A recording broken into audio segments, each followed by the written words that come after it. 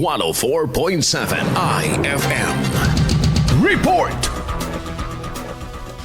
Inilunsad ng Bangko Sentral ng Pilipinas o BSP ang online chatbot na tinatawag na BOB upang matulungan ang publiko sa pagrereklamo ng mga insidente ng financial scam.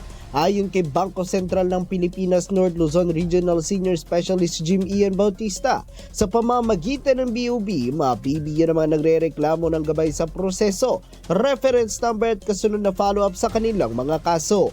Ayon pa sa BSP, layunin ng chatbot na magsilbing direktang linya para ma-report ang mga fraudulent activity at tiyakin na ito ay matutugunan.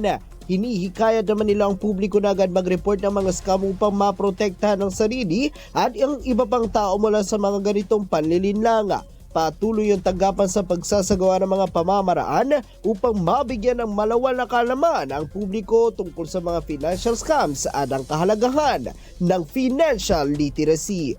Kasama mo mula rito sa IFM Dagupan, ito si Idol Matthew Pacheco. Tatak IFM. IFM News. IFM News. IFM.